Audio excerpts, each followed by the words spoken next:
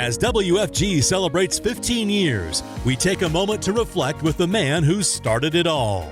In this third and final anniversary episode of WFG Insights, Chairman and founder Patrick Stone shares what truly matters to him, his legacy, his values, and his vision for what comes next. Pat, thanks for joining us. Got to ask you right off the top about your personal values, how that's guided you throughout your career, because business, there's lots of opportunities to cut corners, and you haven't done that. Yeah, people sometimes have this misconception that business is separate from your life, that what you do in business is different than how you conduct yourself personally. It's not. It's all the same. And you need to be able to look in the mirror and like the person you see and respect the person you see. So conduct business just like you like to conduct your personal life. Be honest, be forthright, be engaging, let people know what you're thinking. And there's going to be hard decisions. There's sometimes terribly hard decisions. Be honest about it. Be upfront about it. Be forthright about it.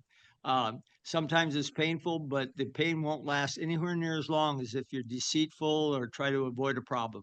Then it'll go on forever.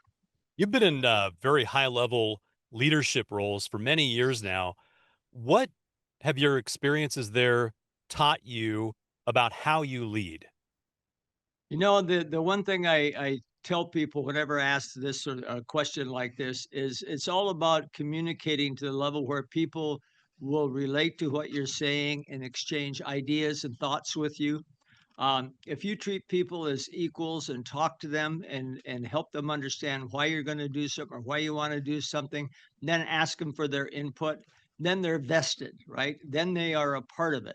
And they also feel like you're treating them as a fellow employee. You may be the boss and they may be well down the organizational ladder. That doesn't matter. You're all in it together. If the company is successful, you both benefit. If it's not, you both lose. Yeah. Yeah. What does it mean to you to leave a lasting legacy? What does that mean to you? Well, I don't know that I care too much about the lasting legacy as much as I do about making sure that everybody I interact with, I try to benefit them. I try to exchange ideas with them. I try to treat them as equals, and they feel like they are a part of what we're trying to do. Yeah. Um, the lasting legacy, I'll be gone at some point. It won't matter, but I really hope everybody I work with benefits from the experience. Let me reframe that a little bit and just ask you maybe from a company perspective then, not so much you personally. Let's talk about WFG's culture and how that shows up throughout the business with consumers. Talk about how that makes you proud. Well, I'm absolutely delighted. We do the Net Promoter Score, which is a very sophisticated way of evaluating your service and your impact. And our Net Promoter Scores are off the charts. They're world class. And that is really a third party assessment of how well we're doing what we're trying to do. And if we do it really well, then the buyer and the seller have a positive experience. They understand what's going on while it's happening. They feel good that they were treated honestly and given all the facts and information. The realtors and lenders benefit from that. They can get referrals. One of the goals I've had from day one is make this whole process understandable.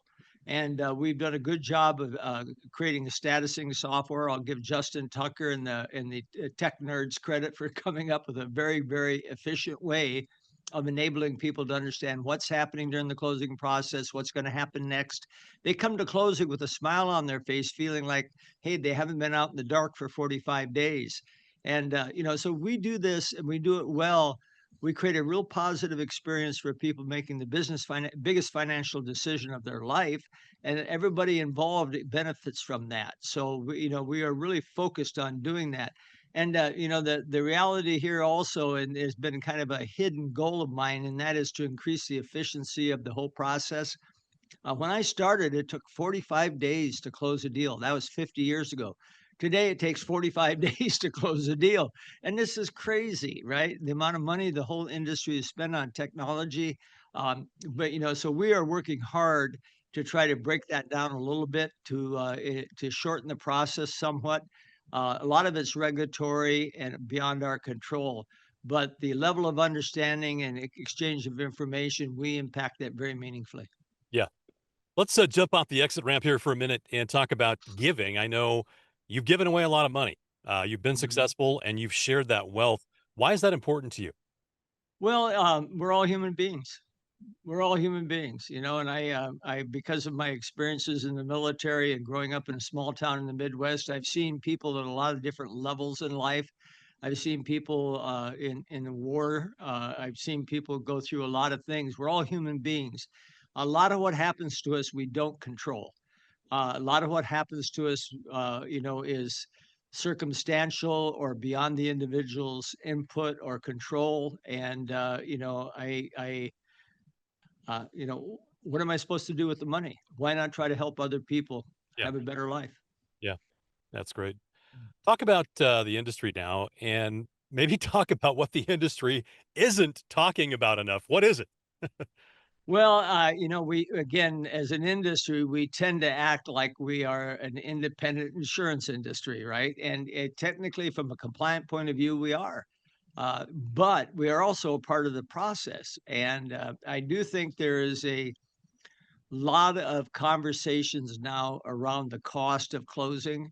And I do think the industry needs to be more focused on being more efficient and operating at a better level, because my gut, for what it's worth, my gut is that, there will be a ceiling to increasing costs. Yeah. Yeah. It's it seems like it's always an interesting time. I've been out of the day-to-day business now for, gosh, 2006, so almost 20 years, but have stayed engaged through, living vicariously, I guess, through you and WFG and all my friends who are still day to day in the industry. I got to ask you, you know, to your point about 45 days to close 50 years ago and 45 days to close today, it's really amazing, isn't it, with all the technology that we have, that it's still a people business, right? You can have all the bells and whistles. It still comes down to people, customer service, and as you've mentioned throughout this series, communication, right? Well, I think too, because have different regulatory silos. That has kept us from having a level of integration or exchanging of ideas or aligning our processes so they're more efficient. I want to be I want to be honest, but also want to be very careful about how I say this.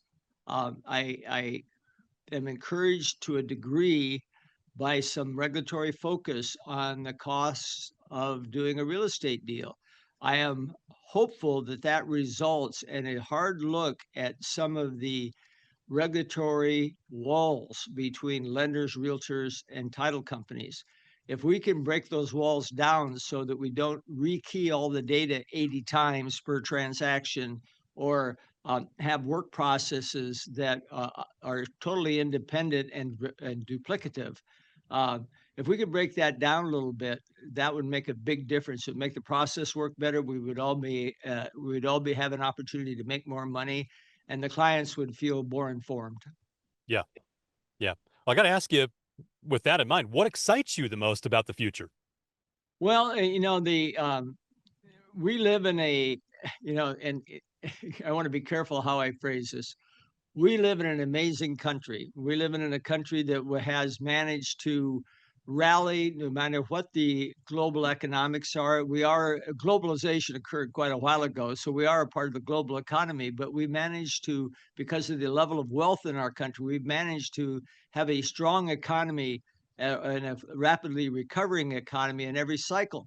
So I get excited, and I do think that home ownership is one of the keys to wealth in America, and I think we are right in the middle of the home ownership cycle. So I get excited about our business. I don't think the need for our business is going to go away. If you take a look at the underlying databases, state by state, and business practices, there's no way that you completely make it all uniform or eliminate the need for us to take a look and make sure that the title, when a person buys a property, they have a title and they know what it's subject to. Yeah. I've known you for a while, and the kind of the running joke is that you're going to slow down and I haven't seen that yet, and I don't expect to. So I don't even want to throw out the word, the R word, and that's not recession when it comes to you. It's retirement. Okay. Um, what's next for you? I mean, I know you're never gonna like just park it on the beach, but like, what else are you doing besides this? Well, I joined the Oregon Symphony Board here a couple of years ago. Very interested in making sure that we rejuvenate a cultural activity in downtown Portland. I think that's pretty critical. Portland's a wonderful place. Got a bad rep during the pandemic and some of the things that happened. Some of it justified, but I really want to see cultural renovation, if you will, in Portland. That's important to me. I'm very interested in where we can go with affordable housing. I think people having the ability to own their property is key to the success of our country. And one of the reasons we've had that strong economy in good times and bad is that we have individual wealth, and that's principally based on home ownership. Yeah. So those are things that I will stay involved in one way or another. I'm interested in higher education. Candidly, if I may be just slightly negative on this show for just a second, I am worried about the de-emphasis of higher education. I do think when I went to college, there was a survey, and I remember it very distinctly. 62% of the attendees in college in 1974 went to college because they thought it made them a better citizen.